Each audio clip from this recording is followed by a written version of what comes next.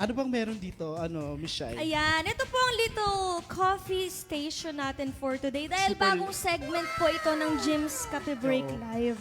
Meron po kaming little tutorial. Yes. Dahil kami po ay taste Magtitimpla. test. Wow. Actually kasi marami ako naririnig na parang, hindi parang mali yung kanilang way ng pagtimpla ng kape. Yes. Kasi, meron, kung babasahin niyo po talaga yung mga nasa packaging, dun sa, lalo na sa Jim's Coffee po, meron po dun sa likod na part na instructions kung paano talaga. Yes. The usual kasi na ginagamit natin, Yung regular regular mug na ang laki-laki. Tingnan niyo po yung pagkakaiba, di ba? Mas maliit po kasi yung coffee mug kesa sa normal size Dapat mug. po, ang ginagamit lang natin kahit saan man to, pero dapat lalo na pag Jim's Coffee ang iniinom mo. Yung coffee mug lang po, Yes. yung maliit lang na mug. Kasi, meron po tayong certain na amount na water dapat na nilalagay. Okay. Base po dito sa ating packaging, kailangan nyo ng coffee mug, tapos 150 ml lang ng tubig. Mhm. Pagsusukat ka pa ba, no? Para syempre hindi, di ba? Hindi na, di ba? Ito na po yun. Huwag nyo lang Yes. pupupunin. So ayan, mag-boost tayo, ma'am. Okay, okay. Alright, alright. Kailangan syempre bagong kuluto kasi kailangan mainit po yung tubig kasi nga para maluto ng mabuti yung ating mga ingredients na nasa loob. Pakita ko yung kung gaano kadami dapat yung tubig. Okay. Kailangan po talaga na mahalo ng maayos yung ingredients ng Jim's Coffee.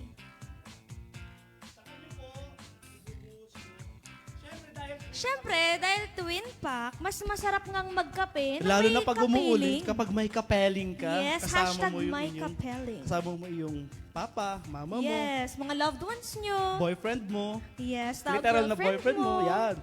Or yung best friend mo, yan Yes. pwede. Game.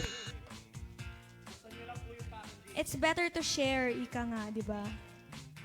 Sa Jim's Coffee, hindi ka mahihirapang magbukas. Tear nyo lang dito from top, igagano nyo lang siya, mabilis lang. Yes, actually, we launched this twin pack last June 28. Yes, sa EDSA Shangri-La.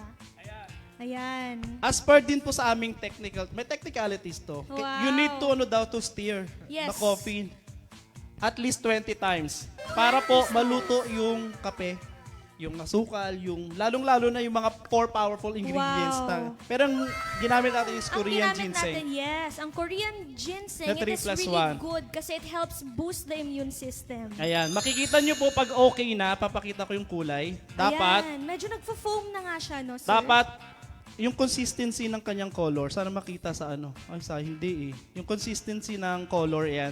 Tapos may makikita kayong parang foam. Yes. Meron, di nila alam, yung coffee din natin, meron siyang foaming effect.